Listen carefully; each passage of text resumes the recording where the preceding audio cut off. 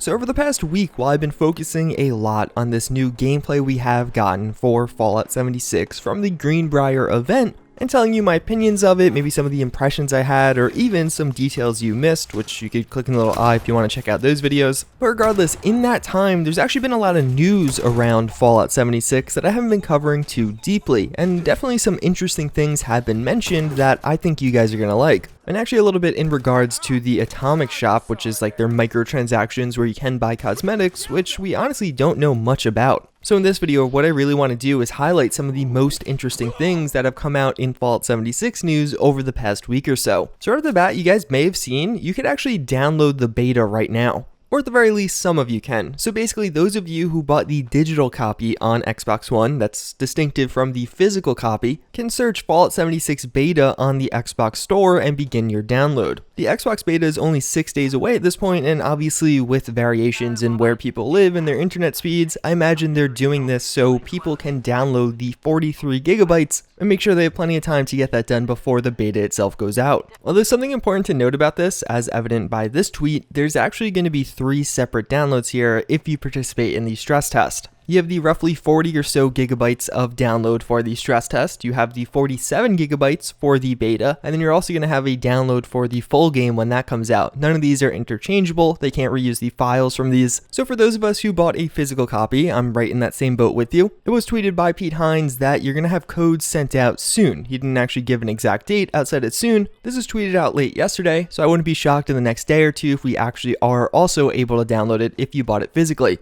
Either way, I would keep an eye on your email or even in the transaction history part of your Bethesda.net account. That's where you got the code for the stress test. But even beyond that, something super interesting, servers are up for Fallout 76 on PC. This was posted by somebody on Reddit, and basically in the Bethesda.net launcher, when there are servers for a game, you get a little icon on that game in the launcher. Well, just yesterday, or at least this is the first time somebody recognized it and actually posted it online, we saw servers for Fallout 76. Now, of course, this could mean a number of different things. I'm sure they're doing internal testing on PC servers, but of course, the interesting part is that it only just showed up now. Could this mean that we get a PC stress test in the coming weeks? That's something that has been kind of talked about. We do know, at least somewhat, that there will be further stress tests. Xbox gets the beta in just 6 days, so I think it would make a lot more sense for the future stress tests to be on some of the other platforms. Either way, for us PC users, this is definitely something to be hopeful for, but as I said in my previous video, make sure you redeem your beta codes on Bethesda.net.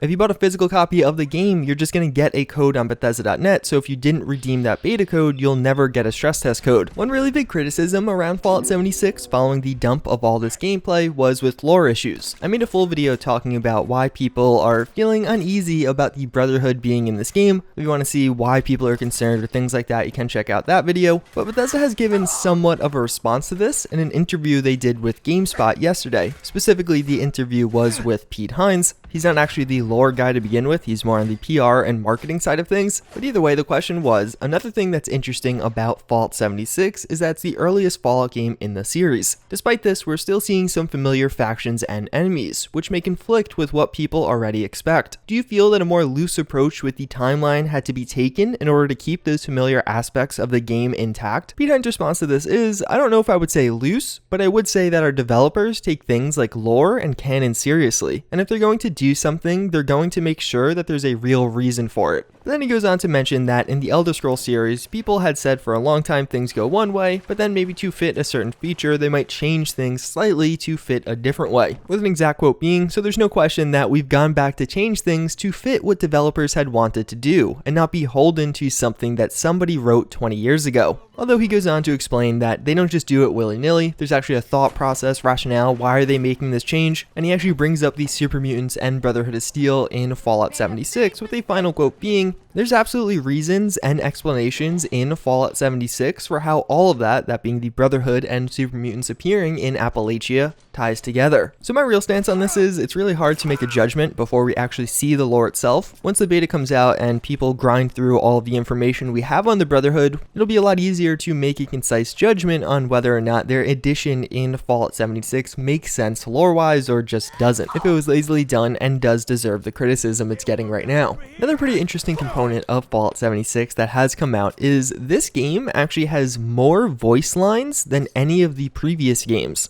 And to be specific, these are unique voice lines, so no repeating in there. This is really interesting to me. In my playthrough, I honestly didn't find a ton of holotapes. I know certain other people did. Oxhorn in particular found like 6-7 minute long holotapes and more than one that are that length. And I would actually say this is a very interesting quote because the way you consume this information in Fallout 76 is quite distinctive. In Fallout 4, although yes, you may have had a ton of voice lines, you may have never actually seen a lot of them because you never got that dialogue option. In Fallout 76, it doesn't seem like that's nearly going to be as extensive. You might just ignore holotapes outright, but it's not like you're going to have an option of that holotape that you can't access. You're going to play it and then the whole thing will play. Either way, very interesting. I know a lot of people are pretty unhappy with the lack of dialogue choices and even no human NPCs, but maybe this will comfort you somewhat. Something I've been pretty curious about is whether or not Fallout 76 on PC will feature text chat, even if it was just local. It seems like at least at launch, no. It's just going to have the emojis as well as the voice chat.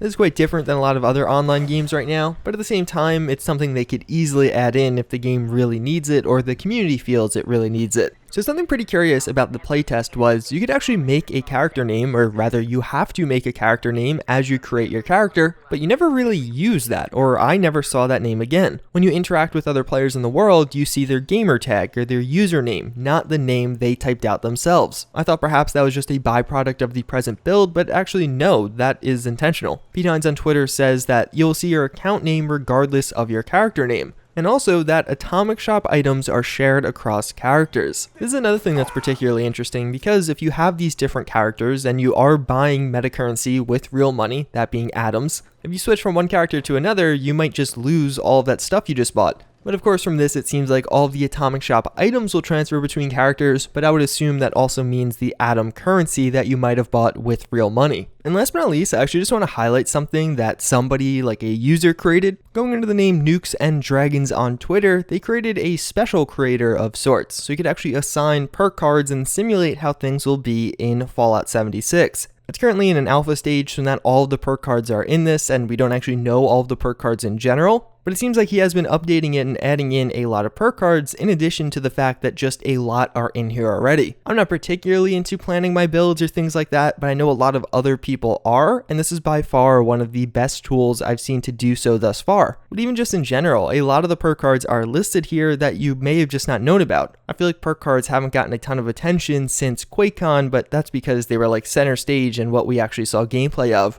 As it sits right now, there's over 70 perk cards to mess around with, and I know a lot of you guys are probably going to be interested in that. That's pretty much all of the notable news from the past week or so though, or at least everything I felt like that deserved a highlight. Hopefully in the next few days we actually get an announcement of another stress test. On the previous one, they gave us a bit of notice. I'm hopeful that we see another one either this weekend or next weekend, which might make today or tomorrow a really ripe time to announce that. Outside of that, of course, the beta is very close. I mentioned this in yesterday's video, but I'll say it again. I am going to be live streaming the beta, so if you want to subscribe, turn on the bell notifications. I'm sure for the duration of the beta, I'm really looking forward to playing with a lot of you. I think that's going to be really cool. But outside of that, we do have today's psychology fun fact of the day, and that's going to be on persuasion. So there's this idea that there's actually two routes to persuasion, a central route and a peripheral route. The central route is the one you probably think about, or at least in your head hope people are convinced by. In other words, you're convinced because the argument is sound. Maybe you're knowledgeable about this topic and somebody introducing something to you and giving really good points as to why that's the right choice or why you should be doing this, and it convinces you. Most of the time, people that are looking at things through the central route are invested in that thing.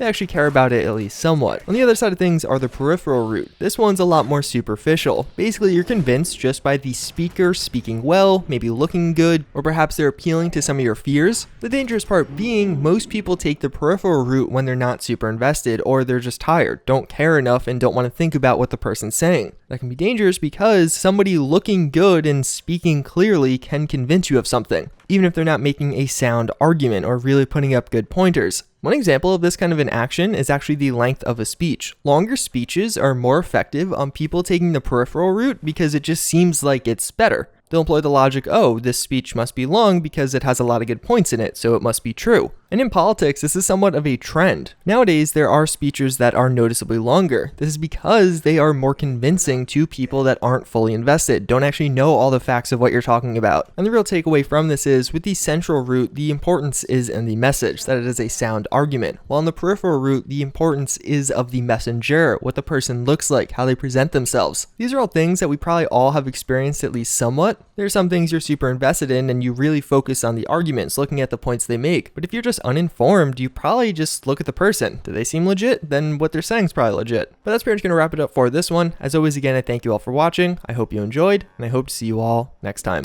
Later.